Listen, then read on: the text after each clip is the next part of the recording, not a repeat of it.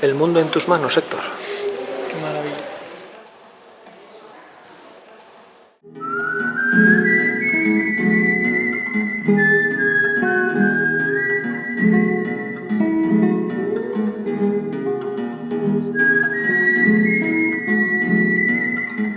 Pues muy buenos días, amigos. Al amparo de la sombra que brinda la arboleda del magnífico Paseo del Prado de Madrid, Héctor y yo vamos caminando, sin prisa, deteniéndonos frente al monumento a don Claudio Moyano Samaniego, impulsor de la Ley de Instrucción Pública de 1857. Por cierto, la ley educativa más longeva de nuestra historia, pues, con pequeñas modificaciones, llegó a estar vigente hasta 1970, o ante placas conmemorativas como esta. Un lugar histórico, Héctor. Entonces esta será la montaña del Príncipe Pío o No, Príncipe Pío está más allá. Una placa que recuerda los trágicos sucesos del 2 de mayo de 1808, cuando varios vecinos de la villa de Madrid fueron fusilados por las tropas francesas en el contexto de la Guerra de Independencia, iniciada, sin saberlo seguramente, aquel mismo día. Imposible no detenerse también ante la figura del genial pintor sevillano Diego Rodríguez de Silva y Velázquez, uno de los máximos exponentes de la pintura española y, por supuesto, universal. A ver quién se atreve a negarlo a estas alturas. Y todo este preámbulo que ha supuesto el Paseo del Prado tiene su explicación. Sí, porque es en este emblemático paseo donde se encuentra el edificio que alberga el Museo Naval de Madrid, una joya de museo, desconocido incluso para muchos madrileños. Hemos querido aprovechar la jornada pasada en Madrid con motivo del premio concedido a Héctor por el Ministerio de Defensa, y del que ya os hablamos en un vídeo anterior, para visitarlo. El museo, inaugurado en 1843 por la reina Isabel II, pasó de su antiguo emplazamiento en la calle Mayor a este nuevo del Paseo del Prado, cuyo edificio abrió sus puertas en 1932. Es un museo estatal, dependiente del Ministerio de Defensa, y que tiene una elevada misión, amigos. No penséis que se trata de una mera exposición de maquetas al uso para alegrar la vista de pequeños y no tan pequeños. Y es que entre estas cuatro paredes hay mucha enjundia. Y se trata de, atención, adquirir, conservar, investigar, comunicar y exhibir para fines de estudio, educación y contemplación piezas, conjuntos y colecciones de valor histórico, artístico, científico y técnico relacionadas con la actividad naval, a fin de difundir la historia marítima de España y promover la conciencia marítima nacional. Ya os decía yo que el propósito del museo era de hondo calado. El museo inicia el recorrido con una sala donde se presentan maquetas correspondientes a embarcaciones de los tiempos medievales, y nos habla también de los personajes que hicieron historia en esa época, como por ejemplo Ramón Bonifaz, burgalés de pro, al que Fernando III encargó reunir una flota con la que ascender por el Guadalquivir hasta Sevilla, y bloquear así la ciudad mientras que el rey y sus tropas la asediaban por tierra. Así pasó Sevilla a manos cristianas el 22 de diciembre de 1248. El rey premiaría a Ramón Bonifaz, creando para él, copiado de los árabes, el título de almirante, el señor del mar. Tras lo de Sevilla, nacería la Marina de la Corona de Castilla, fundada por Fernando III el Santo. Se nos habla también en esta sala del florecimiento de una cartografía medieval para dar respuesta a las necesidades de una corona de Aragón en plena expansión por el mar Mediterráneo a partir del siglo XIII, y uno de cuyos focos de principal producción fue la Escuela Mallorquina de Cartas Náuticas, bajo la sombra de dicho reino aragonés. Ahora bien, para mapa principal, este que Juan de la Cosa hizo en 1500 y donde aparece representado por primera vez el continente americano. El mapa ocupa un lugar central, lo merece, en esta sala, donde también sobresale el cuadro que representa la llegada de Colón y sus hombres al Nuevo Mundo. Y comparten protagonismo con estos objetos los retratos de Fernando de Magallanes y Juan Sebastián Elcano. El cuadro en el que se ve a este último llegando a Sanlúcar de Barrameda junto con los supervivientes del viaje alrededor del mundo es una obra que da que pensar. ¡Qué hazaña! Repleta de episodios tremendos de los que sabemos gracias al diario escrito durante la travesía por uno de los supervivientes. Que Dios guarde a vuestra merced muchos años y le depare la mayor de las fortunas, haciéndose con la victoria. Pasamos a continuación a otra sala que se centra en los tiempos del imperio de Carlos I y Felipe II, y en el cual nunca se ponía el sol. Tiempos en los que estos dos monarcas, hegemónicos en Europa, debían sostener una marina que les defendiera principalmente de los franceses, el enemigo número uno de aquellos años. También la piratería berberisca exigió grandes esfuerzos para mantener la raya e incluso acabar con ella en aguas de Orán, Valencia, Ibiza, Mallorca y Barcelona, gracias al apoyo de Juan de Austria, hermano del rey Prudente, el mismo que dirigirá la refriega en la celebérrima Batalla de Lepanto, en la que se enfrentaron una coalición de estados, la llamada Liga Católica, formada por la Santa Sede, Venecia, Génova y España, y las tropas del emperador Selim de Turquía, al que había que pararle los pies ante la amenaza que suponía su llegada a las mismísimas puertas de Viena.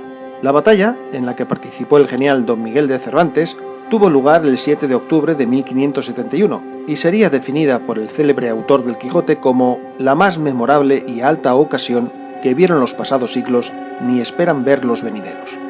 Faltaron a esta crucial cita países como Francia y Portugal, por distintos intereses particulares. Francia llegó a ofrecer incluso el puerto de Tolón a los turcos, como base para su flota en el Mediterráneo. Pero no todo iban a ser episodios gloriosos. En 1588, Felipe II, harto de ver cómo los ingleses piratean nuestros buques, prestan apoyo a las Provincias Unidas de los Países Bajos en su levantamiento contra España y, ya la gota que colmó el vaso, ejecutan a la reina católica María Estuardo, toma la decisión de enviar una formidable escuadra, bautizada como la Gran Armada, contra Inglaterra. Muy superior en medios y hombres a la de los ingleses, no salió bien parada. Las malas condiciones de la mar dividieron la flota española, parte de la cual, en su intento de rodear las islas británicas para salir del aprieto, fue a dar de morros contra las peligrosas costas de Irlanda y Escocia. De ahí la célebre frase del rey Felipe II: «Yo no envié mis naves a luchar contra los elementos, y sí contra los ingleses». Estos, que poco tuvieron que ver con este desenlace, denominarían a esta gran armada como la Armada Invencible, para así darle mayor importancia a esta supuesta victoria, entre comillas. Y otro caso adverso: en 1568 las Provincias Unidas de los Países Bajos se rebelaron contra la corona española. Se inició una guerra larga y agotadora, hasta que la monarquía hispánica decidió dejarlo correr en 1648, dándole la independencia a esas provincias. Poco antes, en 1639, la destrucción de la flota dirigida por Antonio de Oquendo en las dunas, tras cumplir su misión, eso sí, de llevar tropas a Flandes, supuso el fin de España como primera potencia marítima mundial. Después ya se encargará el valido de Felipe IV, el conde duque de Olivares, de rematar la faena, pues no le dedicó a la marina la atención que se merecía, y cuando finalmente cayó también lo haría el imperio, cosa lógica al dejar a merced de los enemigos de España el dominio de los mares. Nuevas salas con más personajes de nuestra historia, en los que no nos detendremos por no hacer demasiado prolijo este vídeo.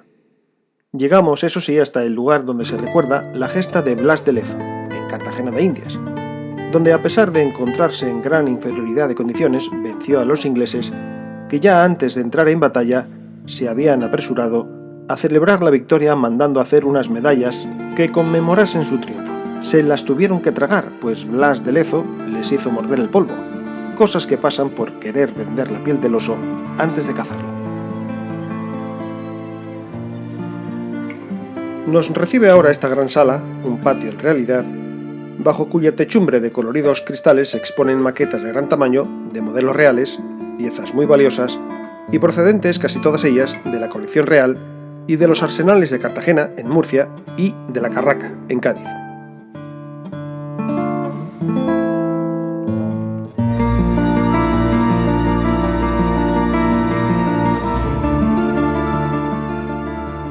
Son los llamados modelos de arsenal o de astillero, y son auténticos prototipos de los barcos que finalmente habrían de ser construidos.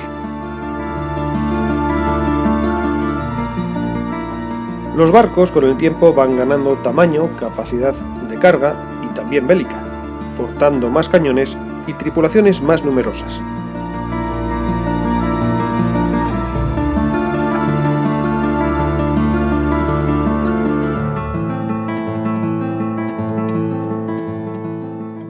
Aquí tenemos, por ejemplo, el Santa Ana, un buque que manejaba una tripulación de 1000 hombres y que estuvo en la batalla de Trafalgar el 21 de octubre de 1805. Una batalla ocurrida en el marco de la guerra de los ingleses junto con Austria, Rusia, Nápoles y Suecia para intentar acabar con la hegemonía francesa. España y Francia, aliados por entonces, ¿quién lo diría?, lucharían en esta batalla naval contra los ingleses frente a las costas de Cádiz. Y, como ya sabemos, el desastre para España fue total.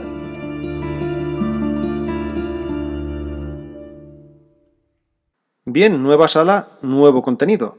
Aquí nos hablan de las expediciones de corte científico de la Armada Española a lo largo de los siglos XV, XVI, XVII y XVIII, un lapso de tiempo que dio para mucho. Hablamos, por ejemplo, de los varios viajes de Colón posteriores al del descubrimiento, o de la expedición Malaspina, llevada a cabo entre 1789 y 1794, y en la que los capitanes Malaspina y Bustamante hicieron una labor de reconocimiento de los territorios ultramarinos de la corona en América y el Pacífico, resultado de la cual fue la recolección de un ingente volumen de documentación sobre variados temas: economía, sociedad, hidrografía, astronomía, ciencias naturales y etnografía. Y cómo no recordar en este museo la emancipación de los virreinatos americanos, posiblemente irremediable a largo plazo, aunque también es cierto que se vio favorecida por el desgaste que ocasionó a España la guerra contra el francés. Las ciudades españolas en América empezaron a cuestionar la monarquía de un rey, Fernando VII, incapaz de hacer llegar su soberanía a aquellos vastos territorios debido en gran parte a la falta de una armada dotada de recursos para poder enviar fuerzas leales que sofocasen los levantamientos. Adentrados ya en pleno siglo XIX, toca hablar de las llamadas comisiones hidrográficas, centradas en el estudio de las Antillas, Filipinas y la península ibérica, y que dieron lugar a una producción cartográfica de gran calidad y muy fiable. También los distintos utensilios ideados para facilitar las labores en el mar y expuestos aquí llaman la atención del visitante.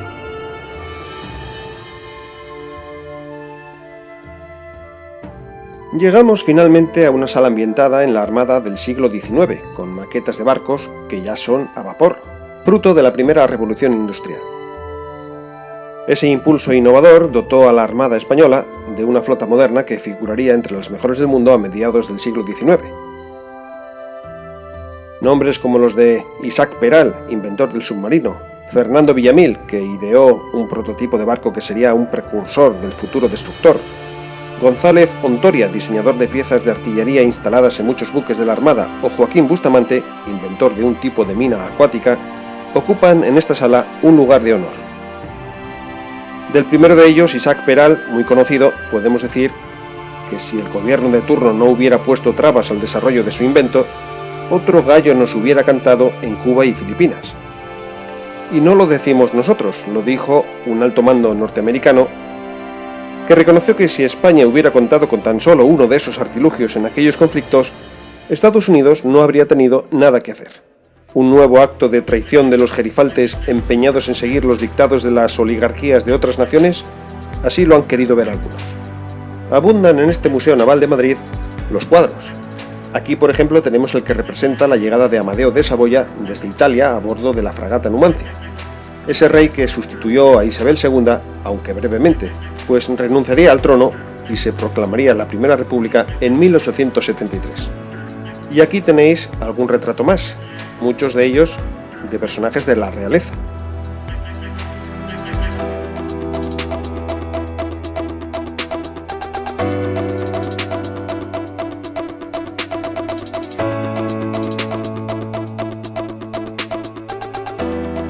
Pues bien amigos, después de este rápido aunque apasionante repaso de la historia naval de España, me temo que Héctor sale de aquí dispuesto a hacerse con el almirantazgo, aunque quizás pique más alto aún. Prócer de la patria, le veo con ánimos.